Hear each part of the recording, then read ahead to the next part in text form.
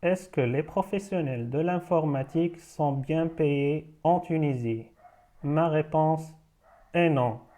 Et je fais une comparaison avec les salaires d'un Tunisien, ses charges par rapport au salaire d'un Français et ses charges. Donc, on ne va pas faire la comparaison entre le Tunisien, il gagne par exemple 2000 dinars, le Français il gagne 2000 euros. Non, on va voir le pouvoir d'achat. D'accord? Donc, on commence par le transport public. Donc, si on prend par exemple un ingénieur informatique à Paris qui a 10 ans d'expérience et qui gagne 3000 euros net par mois, son pass de transport public il lui coûte 80 euros. Un ingénieur tunisien qui a 10 ans d'expérience et travaille à Tunis, il gagne 3000 dinars. Vu que le transport public à Tunis n'est pas bien, il est obligé soit d'utiliser sa voiture personnelle ou de prendre un taxi. Donc il va dépenser, disons, 10 dinars par jour sur le transport. Donc ça lui fait 280 dinars de transport public par rapport à 3000 dinars qu'il gagne. Donc euh, il dépense 3 fois ce que dépense un Français pour se déplacer par rapport à son salaire.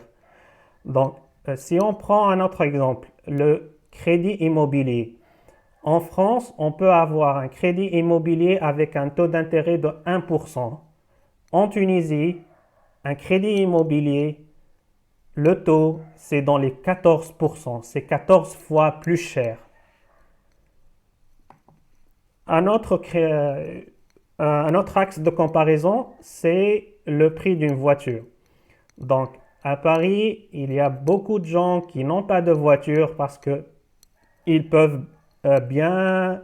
Il n'y a pas de problème niveau transport public. Donc, avec son passe de transport, il peut se déplacer sans problème.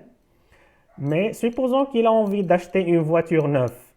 Donc, déjà, prenons l'exemple d'une voiture Clio qui peut être une voiture considérée comme une voiture pour la classe moyenne. Donc, une voiture Clio, elle coûte dans les 20 000 euros, tout taxe compris. Et le salaire de cet ingénieur en informatique à Paris, c'est 3 000 euros. Pour un Tunisien qui gagne 3 000 dinars, une voiture Clio, ça lui coûte 40 000 dinars.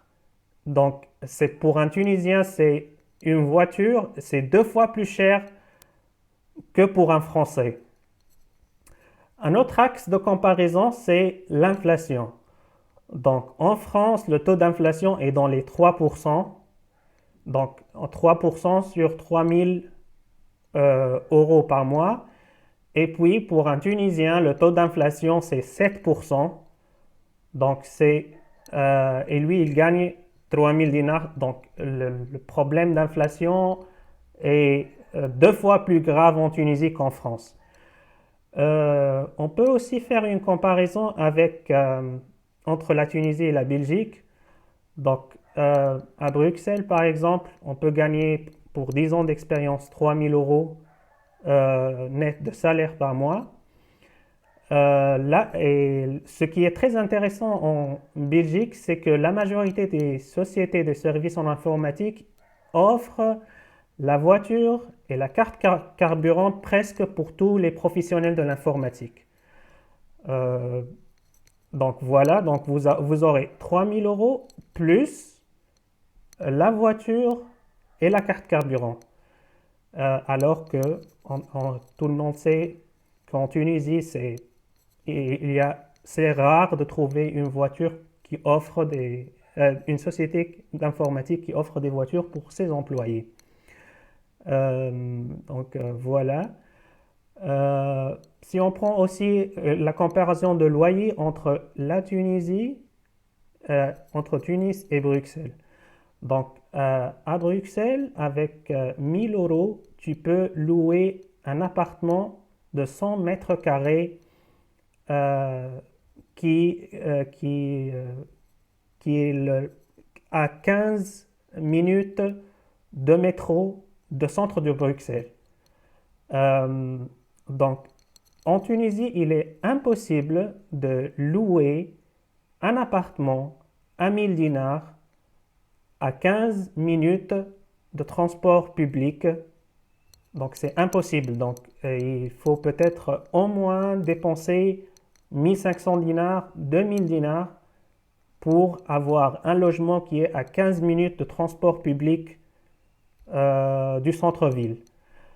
Euh, donc, euh, donc ici, la comparaison, c'est 3000 euros Bruxelles, 1000 euros pour un loyer qui est très proche du centre-ville. À Tunis, 3000 dinars et puis 2000 dinars pour un loyer très proche du centre-ville. Ou, disons, pas aussi de centre-ville, mais de l'emplacement euh, où se trouvent les sociétés comme les Berges du Lac. Donc ça va te coûter au moins 2000 dinars pour un 100 mètres carrés. Bon, voilà ma petite comparaison après beaucoup d'années de travail en Tunisie et à l'étranger.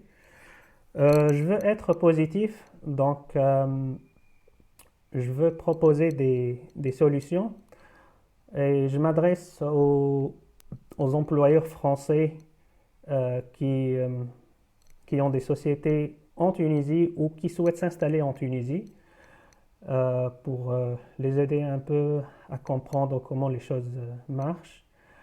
Euh, donc, si votre budget est limité et que vous cherchez à fidéliser le maximum possible vos employés, une façon de faire ça, c'est d'offrir le télétravail 2 jours par semaine. C'est très, pour un Tunisien, ça a plus d'impact positif que pour un Français parce que pour un Tunisien, il y a le problème du transport et du coût de transport. Malheureusement, disons, la majorité des entreprises en Tunisie n'offrent pas le télétravail, à l'exception de quelques sociétés qui ont commencé à faire ça pendant le Covid et qui risquent d'annuler ces procédures-là une fois la crise du Covid n'est plus d'actualité.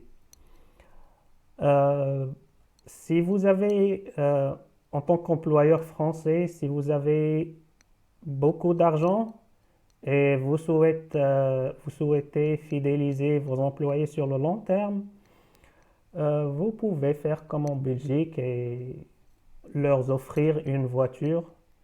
Donc, vous pouvez mettre ça comme une condition pour les gens qui font un minimum d'années d'ancienneté dans la société. Par exemple, vous pouvez dire si un employé il passe plus que 5 ans dans l'entreprise, je peux lui offrir une voiture donc à travers un crédit de leasing. Vous pouvez offrir la voiture et la carte carburant. Si c'est très cher pour vous, vous pouvez offrir seulement la voiture et pas la carte carburant. Voilà. Bon, il y a un autre créneau de comparaison que j'ai oublié, c'est le crédit automobile entre la France et la Tunisie. Donc, pour un Tunisien, le crédit automobile, c'est dans les 9%. En France, c'est dans les 3%. Donc, là aussi, on voit que la voiture, elle coûte 3 fois plus cher pour un Tunisien. Euh, voilà. Euh, voilà. Je vais aussi essayer de faire cette même vidéo en anglais, en français et en arabe. Pour les gens qui ont regardé cette vidéo-là, merci de, de- de mettre vos avis dans les commentaires, vos expériences, comment on peut améliorer la situation des professionnels d'informatique en Tunisie. Euh, voilà. Merci beaucoup.